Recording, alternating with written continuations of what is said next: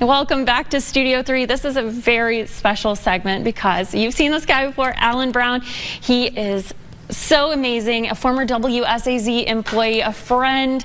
And Alan, I couldn't be more grateful that you're sitting here with me, that I get to talk to you. Oh. It is good to see you. It's been good catching up with everyone around the whole tri-state almost. So Alan used to make sure I had the right microphone on, I can hear the producers in my ear. He used to make sure that everything worked for me here at WSAZ. But not too long ago, Alan, you got COVID-19 and, something serious happened. Can you just go through your experience of what you went through? Yeah, so I actually had COVID in January. My son, same time like Tim, I think, had it, Tamir. Yeah. And towards the end of February, towards the end of February, my immune system kind of kicked into overdrive and started to try to fight something like that. And ended up being a really crazy experience. Overall, ended up in Morgantown and being on ICU and put on a ventilator and life support even. So that's the shortened version of it, but it definitely got kind of crazy there for a little bit. Well, the morning crew, we were all on a text group saying, hey, have you talked to Alan? And one of our producers, I was telling you, was like, yeah, I just talked to him. And then all of a sudden we heard you were being flown to Morgantown, and there was possibly talk of you having to have a heart transplant. Yes, yeah.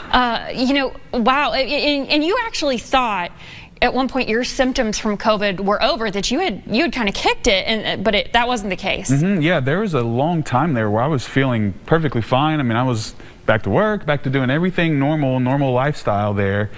And there was a day at work when I was like, man, my lymph node in my neck is really swollen. I'm going to go to an urgent care, to see, just maybe they'll give me antibiotics or whatever. So I did that. And after that, I started getting fevers of 102, 103, throwing up, and just crazy body pain. And so I went to the emergency room, and then they actually sent me home the same night. And so after I got home, I was like, man, I'm still feeling awful.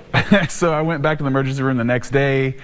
Stayed from a Saturday, I think, until Tuesday, and then I'm still declining because my body and my organs are actually failing at this point, because how it was explained to me was that my immune system pretty much put my heart into a state of shock, and that caused my blood pressure to go way down, and then caused my other organs to start failing as well. So when I was down here, they actually didn't know exactly what was going on yet, and that's when they said, hey, we're gonna put you on a ventilator, we're gonna put you there. And then I'm on life support and wake up later in Morgantown with a bunch of doctors looking at me and stuff like that. Oh my gosh. And speaking of that, like you said, you were taken to Morgantown, to West Virginia University, to the Heart and Vascular Institute. And so today we have an extra special treat. We're bringing in Dr. Marco Caccamo. Doctor, thank you for being here with us today. We really appreciate it. Oh, thank you so much for having me here. I want to ask you, have you seen anything like what Alan experienced in the past? No, actually, it was one of our first cases in the adult group. This is a very rare disorder that he had. It's called MIS type A, which is a fancy term, but it's a multi-systemic inflammatory syndrome, which can affect, as Alan mentioned, your heart, your lungs, everything. So it's very, very rare. When we first saw him, we have a collaborative effort, a surgical team, our team of heart failures with Dr. Sokos and Dr. Bianco, and our critical care intensivists as well.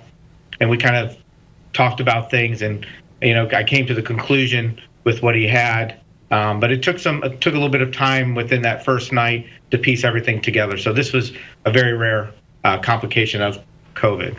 I know you said it's rare, but for those concerned about possibly being on the lookout for themselves, for loved ones, do you know any warning signs that people should really be aware of if they are starting to feel or have concerns that they may have this MIS-A? Yeah, sure. So, it was first described in children. This was reported back over last summer, and then we started seeing it in the adult population. Again, this was only reported about 30 patients in the U.S., so very, very small cohort, but probably that's because it's under-recognized. So with Alan's case, he described it to a T. Really, about 4 to 6 weeks after your initial COVID infection, you develop your antibodies. And once you develop your antibodies, it kind of revs up the immune system and kind of tips things a little too strong. And what happens is your inflammatory markers go up through the roof. Interleukin 6 is one of the fancy terms we use, but that's one of the ones that go up pretty considerably high. A CRP, which is just another inflammatory marker, goes very high. High fevers. You also get lymphadenopathy, swelling in the neck, as he mentioned as well. That's classic for that. You get swelling in the neck area, and you start developing, as I mentioned, the high-grade fevers, and putting that all together kind of gives you that syndrome. But once again, about 4 to 6 weeks after the initial infection, we see it. So anytime you're feeling terrible after your infection, you got to start thinking about that. Wow. And a lot of times this happens, but to a much more mild degree. Okay. For Alan, he had a very severe reaction. We see this in the minority population. We don't know why yet, but there's maybe some links with vitamin D deficiency as well. So with him, we recognize it. He did have, as he mentioned, kind of stunning of the heart, which caused massive drops in blood pressure. And when we first saw him here, he was in kidney failure, liver failure, and respiratory failure. Wow. And at that point, within 45 minutes, we decided he needed called ECMO, which is extracorporeal membrane oxygenation, which is basically a heart-lung machine to support him at the bedside. And that was done rather quickly in his room. And we helped support his heart and lungs through that period. And after that inflammatory cascade completed itself, he markedly improved, and we were able to get him off the ECMO and have done excellent. Well, Doctor, I know that we here at WSAZ are so thankful. It's not often that you get to sit next to somebody and say, I'm just so thankful you're alive. But right now, I couldn't be more thankful to be sitting here with Alan, just an incredible human being. And I know you all did incredible work in Morgantown, so thank you. Thank you. I think one last thing, I was just a person, just put in his place to be there to help him out. This is, I'm a religious guy. I definitely think this is kind of God's calling to get this done. And it's a big team. Head to toe, it's critical care, physical therapy, ICU nursing, our pharmacists, our administration here and leadership has been fantastic supporting this. Our ECMO, success has been really by our team effort. Really led on my side, Dr. Sokos, and my partner, Dr. Bianco. Great team success. Our ECMO outcomes with COVID and post is around 80%, which is, kind of twice as high as the normal in the U.S. So one of the top in the U.S. for sure, and it's kind of the team effort. We leave our egos at the door and help each other out. It is, and we are so lucky to have such wonderful resources in the state of West Virginia like you all. And Alan, I just want to talk to you because I know you had quite a celebration for when you were leaving Morgantown, coming back here into the Huntington area. What was it like coming home?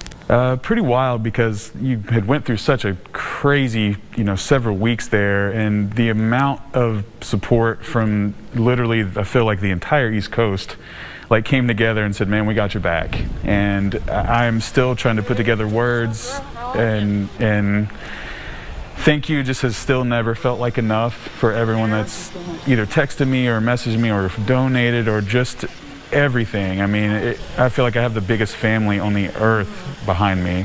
You do. I was watching, you did a Facebook Live, and you were saying that thank you wasn't enough. And something you said that resonated with me was just, that if you didn't know that you were loved, now you do. You Absolutely. know how many people love Alan Brown. Absolutely.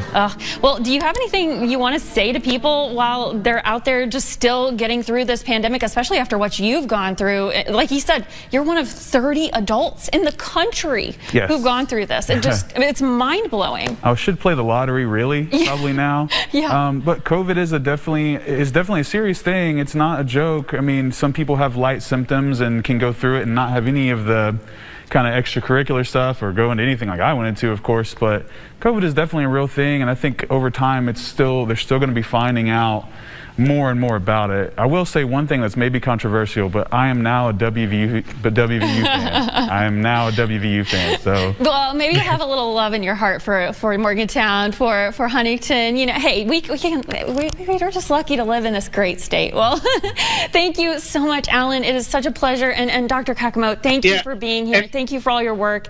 Go ahead. One thing I just wanted to add, 3-4 years ago, we didn't have this technology deployed in West Virginia. So, the support of the university, the governor, and everything. I mean, he would have a much different outcome.